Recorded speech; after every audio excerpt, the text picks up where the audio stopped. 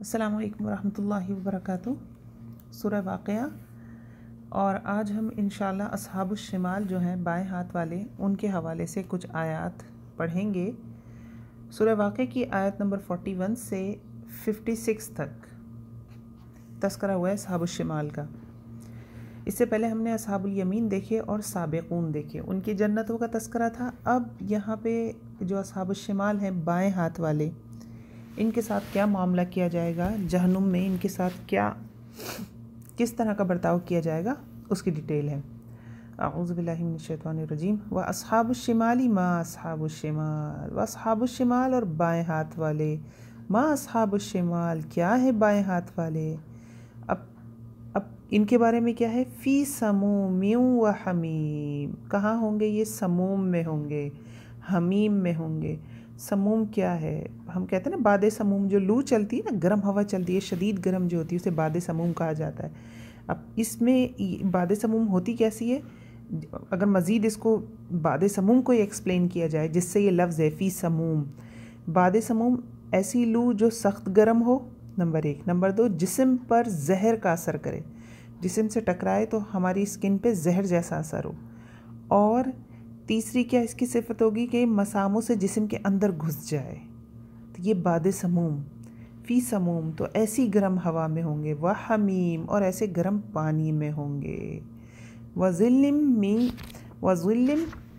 من یحموم، اور سائے میں ہوں گے۔ ظل دیکھیں جنت میں بھی سایہ ہوگا۔ جنت میں کون سا سایہ؟ درختوں کا سایہ۔ ابھی ہم نے پیچھے دیکھا تھا اصحاب الیمین میں کتنا لمبا سایہ ہوگا، اتنا بڑا درخت ہوگا کہ سوار کے لیے تھا کہ پتہ نہیں کتنے سالوں چلتا رہے گا اور سایہ ختم نہیں ہوگا اس کا۔ ایسے ہمیں طوبہ بھی ایک درخت ملتا ہے جنت میں، طوبہ نام ہوگا اس کا، وہ بھی بہت گھنا درخت ہوگا اور بہت بڑا اس کا سایہ ہوگا۔ یہاں پہ بھی سائے کی بات ہے، جہنم میں بھی سائے ہیں۔ یہ کون سا سایہ؟ وظل من یحموم، اور سائے ہیں کہاں، کس چیز کے؟ یحموم کے۔ یحموم کیا ہوتا ہے؟ یحموم دیکھیے اصل میں نا عربی میں حمہ کوئلے کو بھی کہتے ہیں، تو یہ ایسا یحموم جو دھواں ہے نا، سیاہ دھواں ہے، کالا دھواں، لیکن ساتھ ساتھ کیا، بہت گاڑھا ہے، بہت ڈینس ہو۔ تو حمہ کیا ہے؟ ایسا دھواں جو گرم ہو، سیاہ ہو اور گاڑھا بھی ہو۔ مطلب ایک تو ناک میں ہلکا دھواں بھی گھستا ہے نا، کہاں یہ کہ وہ اتنا ڈینس ہو، اتنا گاڑھا ہو کہ وہ آپ اس سانس لینا کیسے ممکن ہوگا اس میں؟ مطلب ایک اذیت کی بھی پیک ہے، سانس لینے کے حوالے سے کیا ہے، یہ اذیت کی ایک پیک ہے۔ لیکن وہ کالا ہوگا نا دھواں، تو اس سے بھی سایہ بنے گا، لیکن وہ سایہ کیسا ہوگا؟ لا بارد ولا کریم، لا بارد، ٹھنڈا نہیں ہوگا، ورنہ کسی چیز کا سایہ بنتا ہے تو ٹھنڈا ہوتا ہے نا۔ اب وہ اتنا ڈینس دھواں ہے، اتنا کالا دھواں ہے، تو سایہ تو اس کا بنے گا، مگر وہ سایہ کیسا ہوگا؟ لا بارد، نہ ٹھنڈا ہوگا، ولا کریم، اور نہ آرام دہ ہوگا۔ کیونکہ اچھا، آرام دہ بھی مراد ہوتی ہے، کریم کا ایک اور معنی بھی ہوتا ہے، کریم کا مطلب خوش منظر بھی ہوتا ہے، تو دیکھنے میں بھی اچھا نہیں لگے گا وہ سایہ، دونوں طرح سے اذیت ہے اس میں۔ تو اللہ رب العزت یہاں جہنمیوں کے لیے ان ساری چیزوں کو آخر میں مہمانی کہیں گے اللہ رب العزت، ایک بتانے کے لیے کہ دیکھو یہ چیزیں تو صرف ان کو شروع میں دی جا رہی ہیں، اب آگے ان کا کیا حال ہونا ہے وہ تو بہت ہی عجیب ہے، بہت ہی برا ہے۔ انہم کانوا قبل ذلک مترفین، اب وجوہات آئیں گی کہ اس طرح کی مہمانی ان کی کیوں کی جا رہی ہے۔ انہم، بے شک وہ، کانو تھے وہ، قبل ذلک، اس سے پہلے، مترفین، مترف کہتے ہیں خوشحال کو، تو کیا خوشحال رہنے والوں نے جہنم میں جانا ہے؟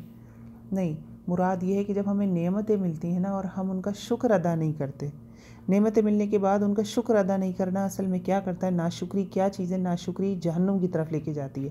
اگر ہم قرآن میں دیکھیں تو جو شیطان نے دعوے کیے ہیں کہ میں یہ کروں گا، میں یہ کروں گا، تو اس میں یہ بھی تو کہا ہے نا اس نے کہ تیرے بندوں کو ناشکرہ بناؤں گا۔ تو ناشکری جو ہے نا، یہ ہم میں کسی نہ کسی درجہ ہر لحاظ سے ہے، اور پھر ناشکری صرف زبان سے نہیں ہوتی، عمل سے بھی ہوتی ہے۔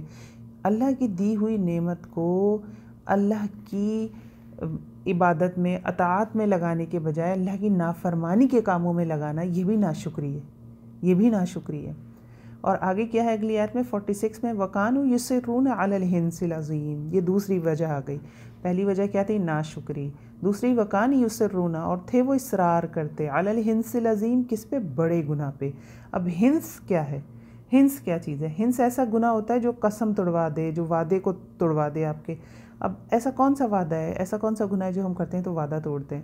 ایک تو عہد الست ہے ہمارے لیے، جو ساری روحوں سے جب حضرت آدم علیہ السلام کو بنایا تو ان کی پشت سے ساری روحیں نکالیں جتنی بھی دنیا میں آنی تھی، ان ساری روحوں سے اللہ رب العزت نے ایک عہد لیا تھا کہ الستو بربکم، میں تمہارا رب نہیں ہوں؟ تو سب نے کہا تھا قالوا بلا، سب نے کہا کہ بلا کیوں نہیں یا رب، آپ ہی ہمارے رب ہیں۔ یہ ایک عہد ہے جو ہم اللہ سے کر آتے ہیں۔ اور اسی طرح جب کوئی بچہ پیدا ہوتا ہے دنیا میں تو وہ توحید پہ ہی پیدا ہوتا ہے، فطرت پہ، دین فطرت پہ ہی پیدا ہوتا ہے، لیکن پھر اس کے پیرنٹس اس کو یہودی نصرانی، یہ حدیث کا مفہوم ہے، یہودی یا نصرانی وغیرہ بنا دیتے۔ لیکن اگر کوئی کسی کو دین نہ بھی سکھائے نا تو اس کے اندر ایک پیاس ہوتی ہے کسی کی عبادت کرنے کی، کسی کو اپنے سے بڑا ماننے کی، کسی سے دعائیں کرنے کی، برے وقت میں اسپیشلی جب وہ پریشان ہو کسی کو پکارنے کی۔ یہ عہد الست کی وجہ سے ہی ہے، ہمارے اندر ایک پیاس ہے، کیونکہ ہماری روحوں نے پیچھے اللہ سے وعدہ کیا ہوا ہے کہ اللہ ہم آپ کو اپنا رب مانتے ہیں۔ تو انسان دنیا میں اس عہد الست کو بھی توڑتا ہے، اور دونوں طرح ہوتا ہے۔ ایک تو یہ ہے کہ شروع سے لا الہ الا اللہ پڑھا ہی نہیں، اور دوسری کنڈیشن کیا ہے، لا الہ الا اللہ پڑھ لیا دنیا میں آ کے کہ مسلمان ہیں ہم، پھر بھی نافرمانی کیے جاتے ہیں۔ تو وَكَانُوا يُصِرُّونَ عَلَى الْحِنْثِ الْعَظِيمِ، اصرار کرتے تھے اس طرح کے گناہوں پہ، یعنی بڑے گناہوں پہ اصرار کرتے تھے۔ عہد الست توڑ رہے ہیں، کلمہ پڑھ لیا ہے پھر بھی توڑ رہے ہیں، پھر شرک بھی آ گیا اس میں۔ اور پھر اگلا کیا ہے ان کا گناہ، وَكَانُوا يَقُولُونَ أَإِذَا مِتْنَا وَكُنَّا تُرَابًا وَعِظَامًا أَإِنَّا لَمَبْعُوثُونَ۔ اگلا گناہ ہے کہ آخرت کا انکار۔ آخرت کا انکار بھی کیا کرتا ہے انسان کو، آخرت کا انکار بھی انسان کو اللہ کی اطاعت سے روک دیتا ہے۔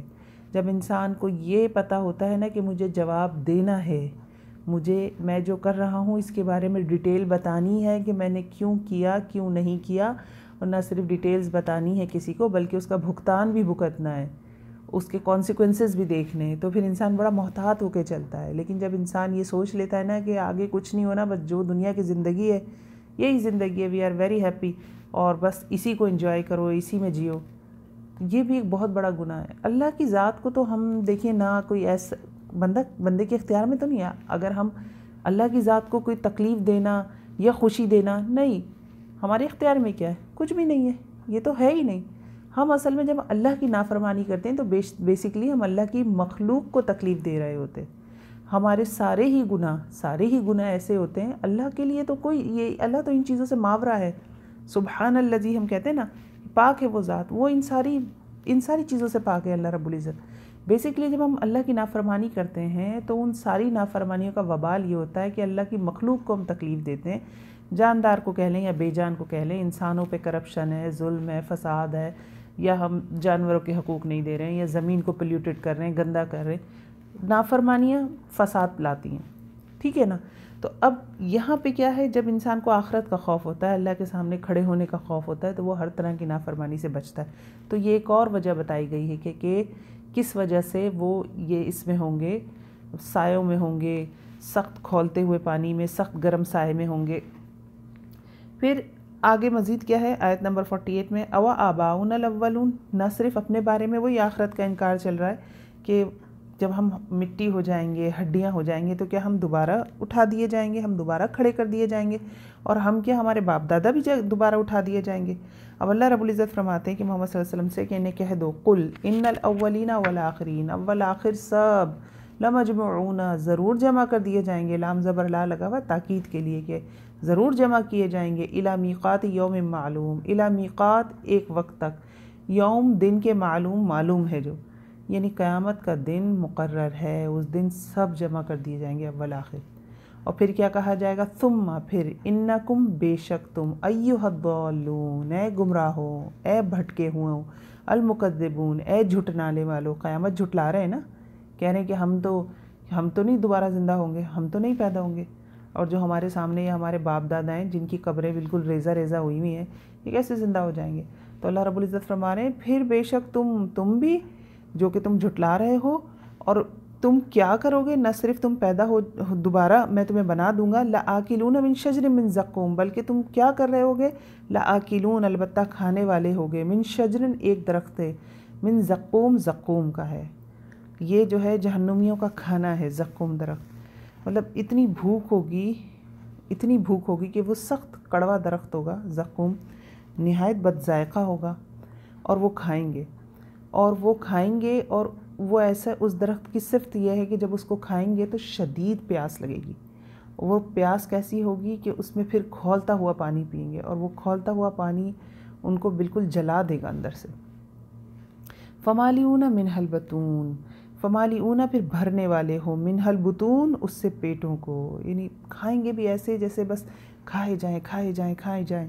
فشاربون علیہ من الحمیم، پھر پینے والے ہو اس پر کیا چیز؟ حمیم، کھولتا ہوا پانی۔ فشاربون شرب الہیم، پھر پینے والے ہو پینا جیسے پیاسے اونٹ پیتے ہیں، شرب الہیم، پیاسے اونٹ کیسے؟ یہ ایک طرح کی بیماری ہوتی ہے، اونٹ کو ایک بیماری لگ جاتی ہے جس سے وہ پانی پیتا جاتا ہے پیتا جاتا ہے یہاں تک کہ اس کا پیٹ پھٹ جاتا ہے اور وہ مر جاتا ہے۔ انسان میں بھی اس طرح کی ایک بیماری ہوتی ہے کہ وہ پانی بہت پیتا ہے اور اس کی کڈنیز جو ہیں فیل ہو جاتی ہیں، کام کرنا چھوڑ دیتے ہیں۔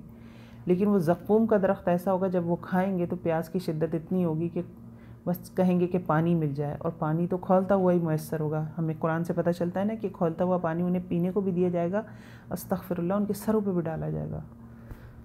اللہ رب العزت ہمیں بچائے جہنم سے۔ اور اس ساری بات کے بعد اللہ رب العزت کیا فرماتے ہیں؟ ھذا نزلہم یوم الدین، یہ مہمانی ہے ان کی جزا سزا کے دن، یہ ابھی صرف بطور مہمانی کے دیا جا رہا ہے، آگے مزید کیا ہونا ہے، مزید کیا سب ساری چیزیں ہیں۔ جیسے کوئی گیسٹ آتا ہے نا تو ہم اس کو کھانا پانی دیتے ہیں نا، سائے میں بٹھاتے ہیں، کھانا پانی دیتے ہیں، ڈرائنگ روم کا دروازہ کھولتے ہیں، اے سی آن کر دیتے ہیں کہ جو گیسٹ آیا ہے وہ ذرا سانس لے لے تھوڑا سا۔ پھر اصل مہمان نوازی تو بعد میں ہوتی ہے، پہلے تو ہلکا پھلکا ہم کچھ اس کے سامنے رکھ دیتے ہیں۔ تو اللہ رب العزت فرما رہے ہیں کہ یہ تو مہمانی ہے ان کی اس جزا سزا کے دن۔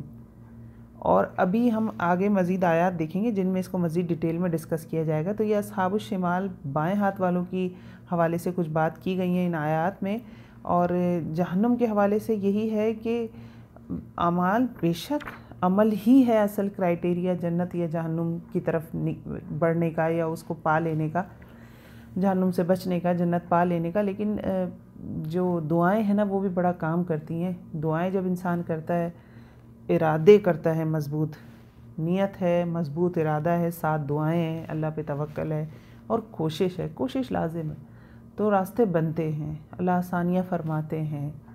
جب تک نیت اور ارادہ نہیں ہوگا پھر ساتھ دعائیں شامل نہیں کریں گے، کیونکہ یہ جو جہنم ہے نا اس میں ہوپ نہیں ہے کوئی، سب سے بڑی بات یہ ہوپ نہیں ہے جہنم میں کوئی۔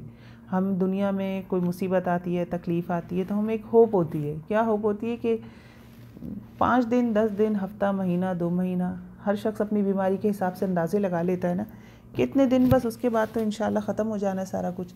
لیکن جہنم میں یہ ہوپ نہیں ہے، جہنم میں موت نہیں آئے گی، اور انسان موت کو پکارے گا کہ آ جائے، میرا فیصلہ تمام ہو جائے، لیکن موت آئے گی نہیں۔